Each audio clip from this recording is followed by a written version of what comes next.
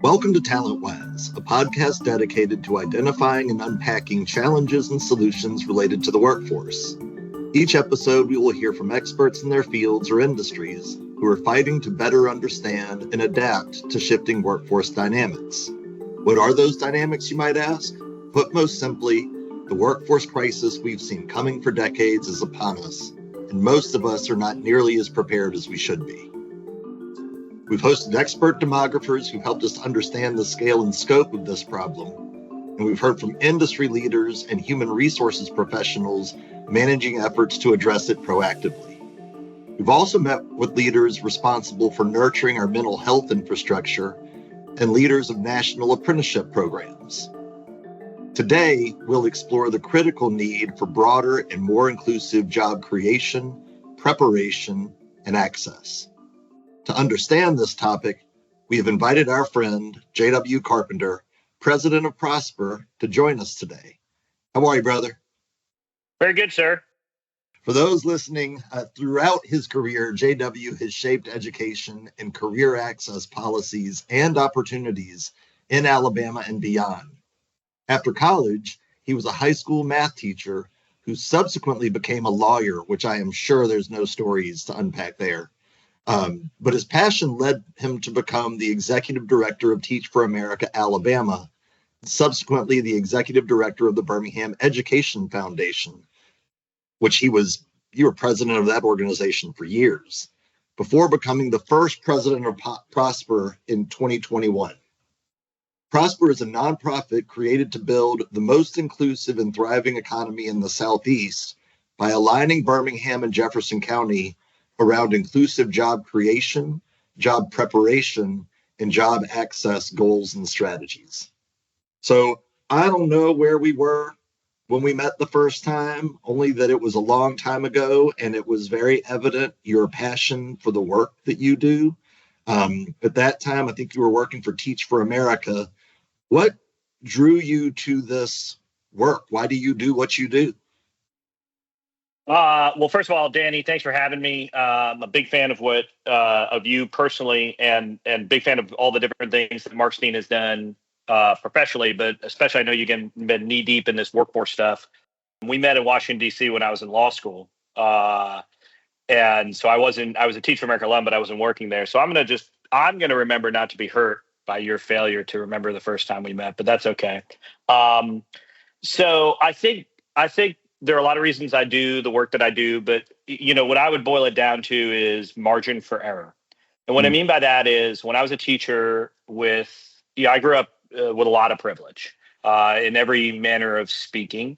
And the main difference between me and the students that I taught in the Arkansas Delta, it was not talent or ambition, anything like that. It was just margin for error. Mine was wide and theirs was thin. And there were a lot of reasons for that. But most of it came down to just, racial, economic, gender privilege and so because people are going to screw stuff up. That's just the human nature. Everyone is going to screw stuff up. And so the question is, what happens when you're able to have a safety net in order to do that? And I have a personal safety net, which allows me to try new things and take risks. And when I screw up, I'm still going to be okay. And I watch a lot of my kids do everything right and still not make it out the other end. And so most of my career has been dedicated to try and widening that margin of error as much as humanly possible, starting with individual kids, but also trying to take a stab at it systemically.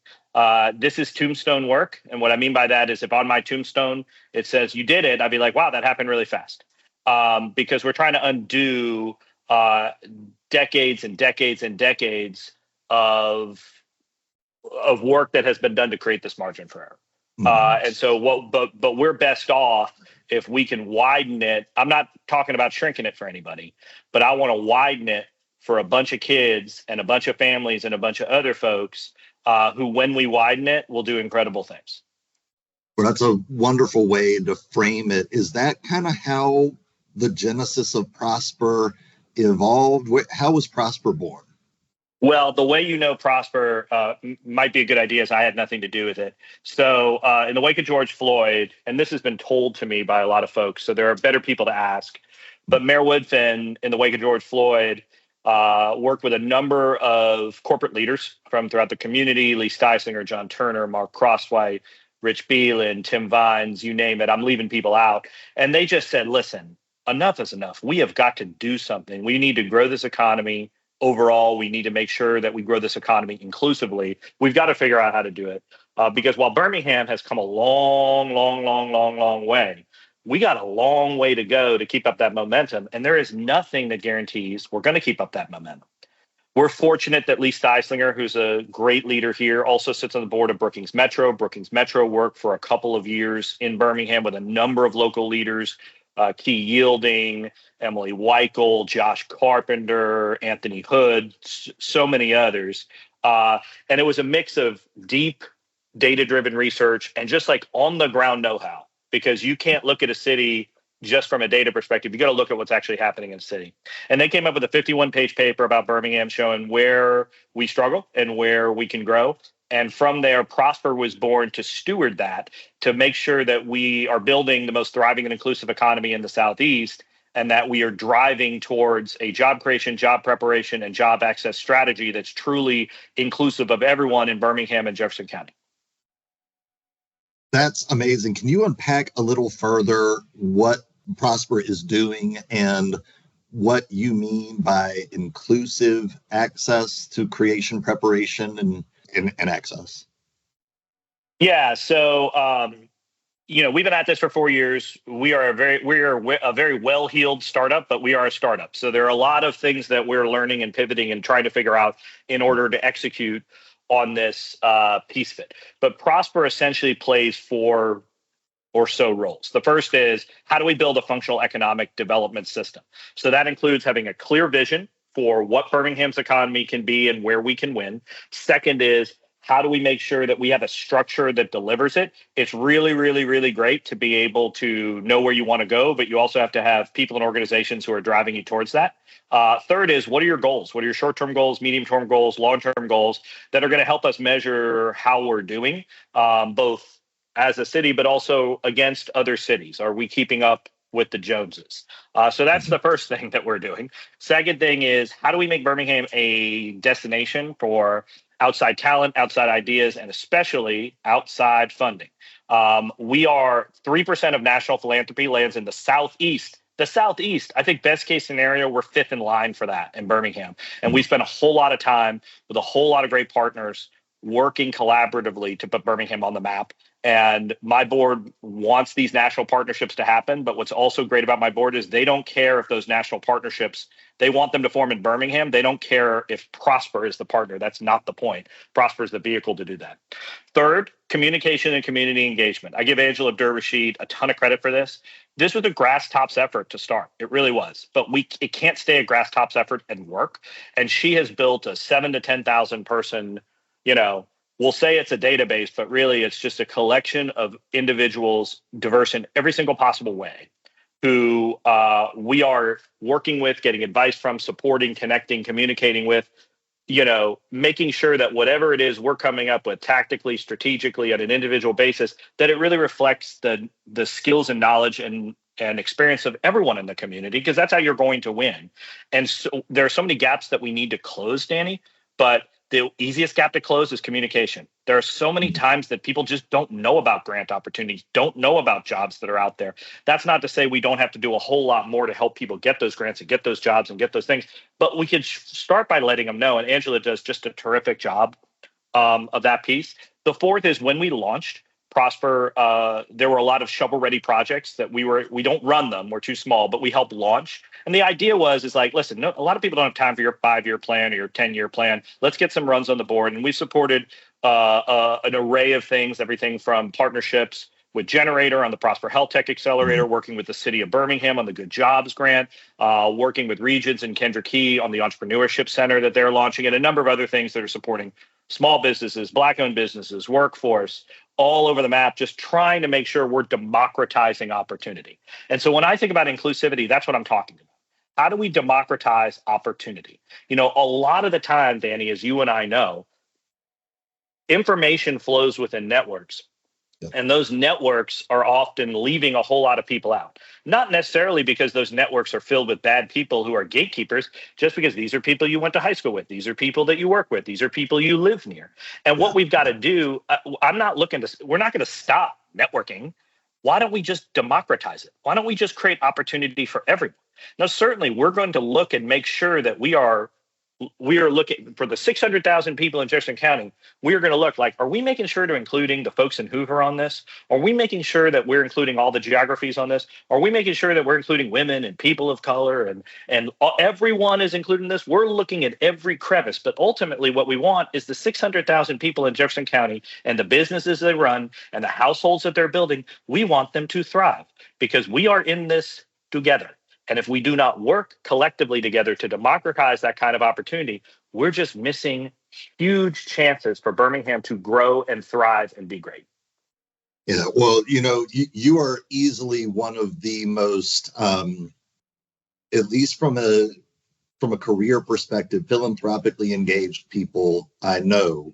But I know a lot of this work is not purely altruistic in nature. And you know, one of the reasons your work is so important is because this workforce storm is coming for us. It's kind of happening in real time nationally, and especially here in Alabama, where we have a stagnantly growing population. Our economy is pretty flat. Our workforce in Alabama, relatively speaking, skews a good bit older. By the end of this decade, 90% of boomers nationally will exit the workforce permanently. And workforce participation nationally, we're approaching 60%, but in Alabama, we're already at below 57.5%. How is Prosper uniquely positioned to address those challenges? So I don't know that we're uniquely positioned to do it. So I don't know if I accept the premise of your question, which with you evil media types, I'm not supposed to accept the premise. But I think you laid it out pretty thoroughly for as fast as you did it. We've got a structural workforce problem in the Western world. Okay.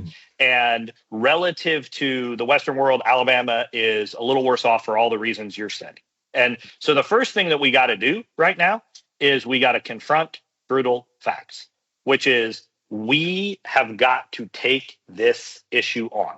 And the good news is more than ever, I see everyone acknowledging these brutal facts from every part of the state and every part of industry. There's no one who's like, what are you talking about? And so that I think is an incredibly positive thing. And I see people taking steps both on an individual level, tactical level, programmatic level, strategic level to really take this on. So I think where Prosper can play a role is, one, we have a lot of the right people at the table. So if you look at the folks who are on our board who founded this organization, they represent some of the major employers in the state of Alabama. So they are living and breathing this every single day from an employer perspective. We have a ton of partners in the community who are practitioners doing this work, folks who we work with statewide who are on the ground every day, and they're doing training, they're doing hiring, they're living the dream of this every single day. And we know that network. We are able to convene, we are able to connect, and we are able to drive. And most important, we are malleable. So it is not a situation where it's like, listen, this is Prosper's way of the highway. If you need us to convene a bunch of employers, great. You need us to be part of this grant, terrific. You need us to assemble some funders to help with this program, we will do that. You need us to buy coffee and set up the coffee and make sure we pour the coffee right, and how do you take your coffee? We'll do that too. Because there are so many people doing hard work. And ultimately, if you look at the national economy, the economy is in what? Most of the GDPs in like 10 or 15 cities in this country, or if not most of it, a lot of it. In Alabama, we're fighting for the scraps of the scraps of the scraps. And I have a lot of energy, Danny, for that fight. I have no energy to fight among ourselves. And I do think in workforce, this is one of the areas where we're actually not fighting among ourselves. And it is amazing when you see people just say, we got a workforce problem. We are going to all take this on together. It is amazing what we will be able to achieve when we do that. And the question is, can we translate that to all of the other issues and to some degree crisis we face in this state?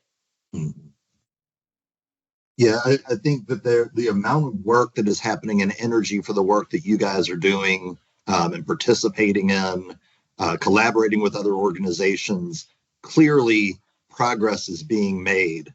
But if you are sort of out in the world, as you think about where rubber hits the road, what are the Uh-huh. most severe obstacles people face to choosing to participate in the workforce? What are the things that we need to overcome to affect, more than incremental change in the short term? So, I mean, I mentioned we got a structural workforce problem. I think one of the biggest issues, like Alabama is to diverse talent, what California is to small businesses. And our data is just not really good on this. We don't retain we have a bunch of kids who are signing 4-year contracts at our universities, and we do okay with the kids who are from Alabama. But as more and more of those kids are coming from out of state, which is great and fine, like, Virginia, North Carolina, like there are a lot of great state institutions that are attracting folks. We're not keeping them. And that's a real problem. So we got a bunch of people who said, I want to be here for 4 years, and then we're not keeping them. Okay. That's a problem, right? Especially when we are not on a flywheel to just get diverse talent from out of state all the time. So there is a lot of storytelling that we need to do as a state, as a city, to say this is a place where you can thrive and grow. This is a place where you can actually afford to raise a family, where it's good to raise a family. We need to be doing a lot more of that to make sure that we are growing our own, but we are also attracting new folks into our state. I'm super encouraged by this new State Department of Workforce. I think it is the single biggest example of private sector, and I give Alabama Power a ton of credit for this. I think Greg Reed is terrific. I think EDPA has done a lot of work. Commerce has done a lot of work. Labor's done a lot of work. It is an acknowledgement that we need a new direction, and I'm incredibly encouraged by that. I'm encouraged by the tactical efforts going on, whether it's Good Jobs, whether it's all of the different workforce programs that I see going on out there. The Women's Foundation's doing some incredible work. Strive's doing some incredible work. I think the mayor has been a great leader on this. I see EDPA and BBA leading on internships and more than the BBA, but BBA locally. And internships is the single biggest thing that we can do to unlock to keep our kids who are graduating from 2 and 4 year schools. But ultimately what we need and we don't have is an employer-driven workforce system that meets the needs of the unemployed and underemployed. Right now, we have a provider-driven system. This is what 2 year schools and 4 year schools and all these different programs are graduating. I sure hope you need that. And we must have an employer-driven system. Here is what we need now. Here's what we need. We guess we need 3 years from now, 5 years from now, whatever. Here is how we meet the needs of the unemployed and underemployed. And here, then, the providers adjust around that. And there's a lot employers can do too. And I think they've already done. Number one, there are a lot of jobs that don't need a college degree. And I did this as an employer. You just reflexively put college degree. Why? Well, I have a college degree. It must be good. It's like, well, yeah, but you're eliminating a bunch of people who don't have a college degree and they don't need it for this job. Astrophysicists probably need a college degree. All right, I'll give you that. But there are a bunch of jobs you don't. Second is, a lot of times the call is coming from inside your house. I can't get these second band employees. Have you talked to the first band employees? Are there real pathways within your company in order to make this happen? I see a lot of companies making those adjustments.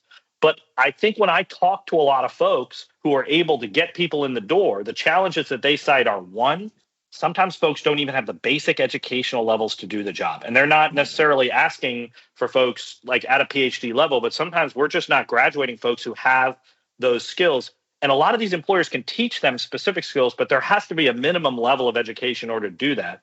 And the second thing sometimes I hear is social emotional skills. Because there is no workplace you're ever going to be in for any amount of time where you're not going to come into conflict with a manager, conflict with a peer, conflict with a customer, something like that. How are you managing that conflict? And I think I've heard some folks who have some real struggles and challenges managing that conflict. And anyone who's ever worked anywhere, anyone who's ever employed anyone, you see that. But I think I hear that a little bit more. And then the third one, and this is the one that's most concerning, people don't know. Folks show up, and then they're just gone 6 weeks later, 8 weeks later, 12 weeks later. And we're not sure what exactly is happening here. But I think if we could continue to take big swings like the Good Jobs Grant, like the state workforce system, continue and then build this employer-driven system that meets the needs of the unemployed and underemployed, I think we have a better shot to win.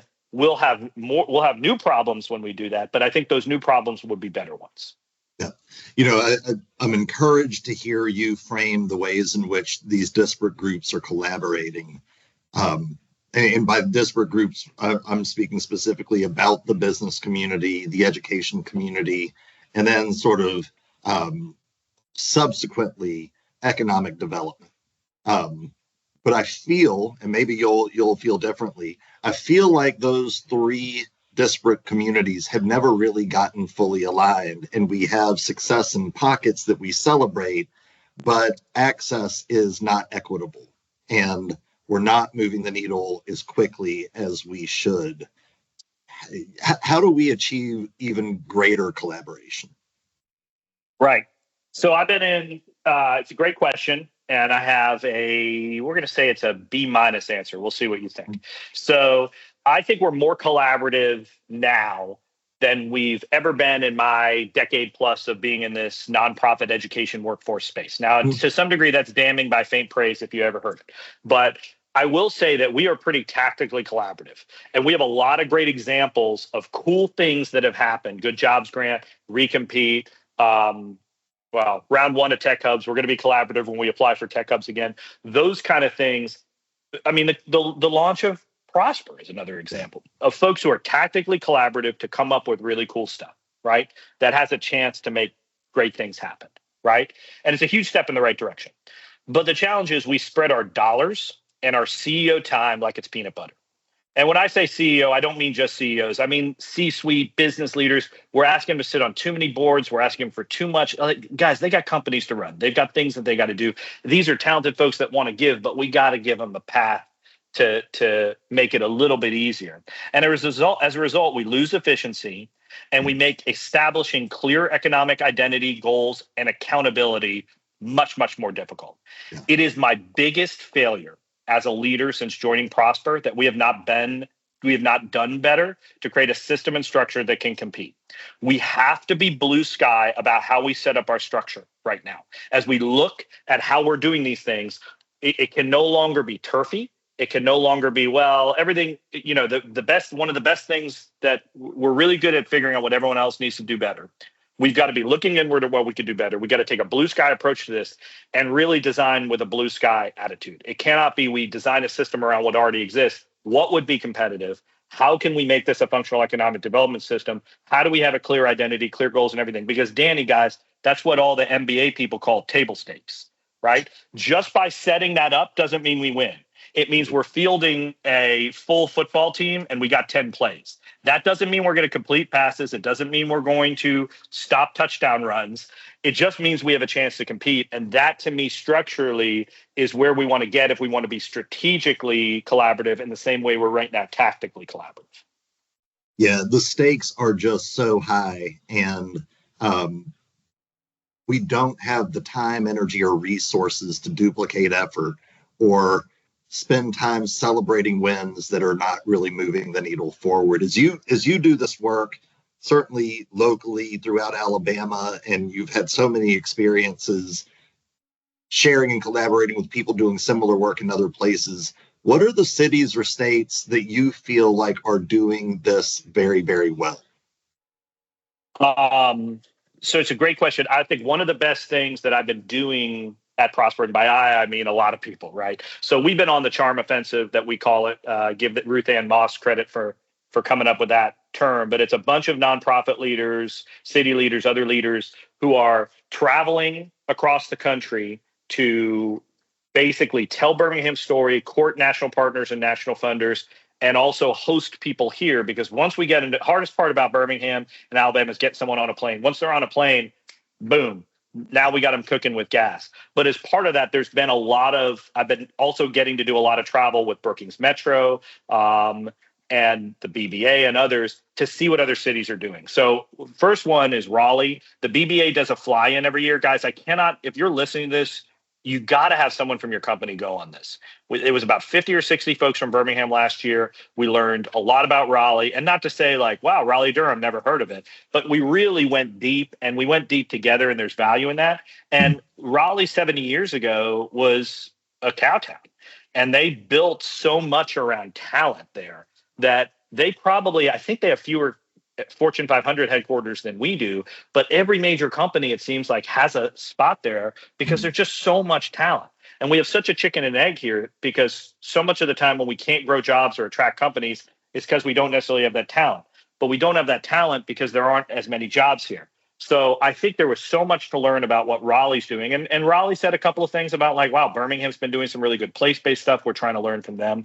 I think Cincinnati, got to spend some time in Cincinnati. They're a lot bigger. They're a lot older than us. But you can always learn from something. And the way they set up their economic development structure, I think, is really compelling. And the way they developed downtown with 3CDC, I've gotten to know some of the leaders there. I find what they're doing there to be really compelling. The Cincinnati Minority Business Accelerator is another one. We got to look at Huntsville too. To me, like whoever is the biggest city in Alabama, to me, that's like being world's greatest grandpa. I just don't care. But when I go up to Huntsville, what I see is like they have a clear economic development structure and a clear economic identity. They know exactly who they're going to be, and they show up in DC and Montgomery and everywhere they need to be like Prussians. They got an agenda of 10 and they get 9.5 of those things done. It's incredibly impressive what they built there. I give the mayor and their corporate community a lot of credit. To me, rather than like, well, Huntsville has 10,000 more people. It's like, we should be doing more collaborative with Huntsville. They're 90 minutes away, right? Their economy is very different than our economy. We have different strengths. If we figured out how to go into business together and do incredible things together, man, we could start taking some people's lunch money. And that's what I really want to do. I think Atlanta is really interesting, what they have built there. Obviously, they are a megalopolis compared to us. They're on the housing and traffic problems. We're working our way to housing and traffic problems. But so much of what's going on in Atlanta is right next door. Chattanooga has been very clear on economic identity. Look at where Greenville, South Carolina has been. They've shot up.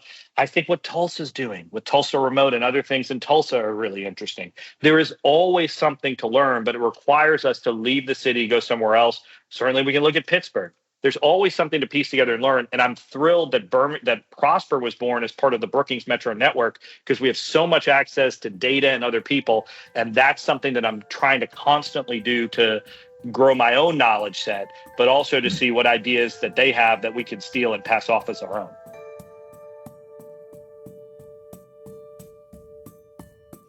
As you see industries in those different metro areas, and then think about industries as they exist here in Alabama, are there those where you're seeing a lot of progress being made or some really innovative work happening? Or are there industries that you feel like in Alabama are being left behind? I mean, what I would say is biotech and health tech, I think there's so many interesting things going on. It's really impressive to see, how Kathy Nugent and Sanjay Singh and the folks from Southern Research and UAB and in the community are leading. Our mutual friend, young Mike Goodrich, has been at this for a while, and we're proud of the work our generator and the health tech accelerator have done with this. But there's a lot of really cool stuff happening in health tech and biotech, and why it's so crucial for UAB to stay whole on this, because they are the biggest they're the biggest employer. They're driving to the extent we have a really compelling economic identity. UAB is driving it. And by the way, guys, they're in one disease in the world that there isn't some really smart person at UAB trying to kill till it's dead. And to my money, that's really, really helpful. And it's a huge advantage. And so UAB staying strong should be every single person in Alabama. You should wake up in the morning and say, man, I hope UAB is strong today. That's really important. Leaving aside that, they are now the number one hospital for a ton of folks from a ton of geographies in this state. So I'm so impressed. UAB has been a great partner. I think there's a ton of cool stuff happening there. To me, when I look at the other industries like tech, advanced manufacturing, other things, there's great pockets of success going on. But when you say tech, it's too broad. What does tech mean, right? Tech can mean anything. We have got to figure out in all of these areas, where can we compete and where can we win? And then build our strategy around those decisions about where we can compete and where we can win. But yeah, that's biotech, health tech. I mean, you can't talk about Alabama without talking about the auto industry. Look at all of the auto industry and what we've built all over the state, downstream suppliers. That's an incredible opportunity. Well, guys, like electric vehicles, how are we competing in electric vehicles? What can we do more there? Battery storage, things like that. There are a lot smarter people working on this at the EDPA and others. We've got to figure out where we can compete and where we can win. And for those employers in the state and those industries operating in Alabama, how do you suggest they reach younger people and educate them and the influencers in their lives about where opportunity exists from a job and career perspective? Well, to me, I think there's no better person to answer this question than someone who doesn't run a big company and who's 46 years old about how to reach young people about big company opportunities. I think there are better people to answer this question, but I find the return to work debate very fascinating on both sides. I totally understand the idea of we got to get back to 3 days a week, 4 days a week, 5 days a week in person. I totally get it. There's so much good that happens when people bump into each other in your culture. It's harder to do a remote culture. What I would say, to some degree, that ship, if it hasn't sailed, it sure is about to sail. Younger people want flexibility. And so to some degree, employers have got to figure out a way to maintain their culture and build their culture in a flexible environment. And I think right now it may not be fully stressful, but over time it's going to become much more stressful to maintain and retain young talent if you are not giving them a good degree of flexibility. Now, on the other hand, I'm going to tell young people, I don't have any McKinsey or Harvard studies that show this, but my wager is the folks who show up in the office more days a week, 10 years later, are going to be doing better. We are still social animals. You can do a lot of quality work remotely. You can do a lot of quality work over Zoom. But as you're looking to move up and grow your career and grow your network, show up, wash your face, put on a suit, do that a couple times. We need to move together toward one another on this. There's compromise to be made on both sides. But what I have found is I think young people should be a little bit more likely to be in the office and be in person and be networking. And I think those of us who are a little bit older, who maybe like the in-office thing, we need to relax a little bit on that too. And that, I think, is how you're going to get young people. But I would say, to me, you should probably just talk to someone who knows what they're talking about, or at least shares the demographic identity of who you want to find out about, because it sure as heck isn't me. Duly noted. Well, how can our listeners learn more about the work you and your colleagues at Prosper are doing? So our annual meeting is June 12th. I'm pretty sure that this is not going to air before June 12th. So get your time machine and your low ambition and travel back in time and go to our annual meeting on June 12th. But the best thing that you could probably do is just, if you go to our website, you can sign up for our newsletter, social media feeds. We're all over it. You're not only going to find out about what's going on at Prosper, more importantly, you're going to find out about a lot of cool stuff that's happened in this community.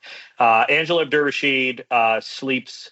If she sleeps, I haven't seen her sleep. She is just working all the time and sharing good news and convening and collaborating and doing that stuff. We want you to be a part of the nonprofit network we have with the Alabama Association of Nonprofits. We want to know about your events so we can spread the word. We want to know about your opportunities. See us as the Swiss Army knife. There are times when you're going to have needs and come to us. Sometimes we have to say no, but most of the time we want to find a way to yes.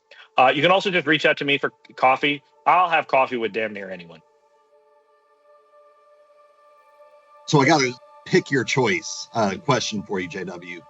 What is the most absurd piece of advice that you've received, and did you follow it? Or if you could start a rumor about yourself, what would that rumor be? I think the rumors that are out there are way better than anything that I could invent. So other than appear on the TalentWise podcast, I would say that one of the worst pieces of advice I ever got was to follow your dreams. Okay. And I know that there are going to be a lot of people like, no, you should follow your dreams. It's like, I think that there's nothing wrong with doing that. But I think that there are a lot of ways to contribute to the world that you should be exploring before just like follow the dreams, right? You could follow like maybe there are some skills that you have, and within those skills that you have, you can dream within those skills. Most people are going to probably find a job that was different than the one that they dreamed up, or have a life that's different than the one they dreamed up. And I would just encourage people, don't be disappointed by that. Within the context of wherever it is you work, wherever it is you're growing your family, wherever it is you're raising kids, friends, or whatever, there is so much opportunity for you to dream within that, for you to create a space for you to contribute to the world in ways that you did dream up, in ways that you didn't dream up. But I would say, don't end up following your dreams to the point where you feel like if you don't get that, you don't have anything. Because I find that most of us, I'm a lot different place than I thought I'd be when I was 18, when I was 22, when I graduated law school, when I started being a lawyer.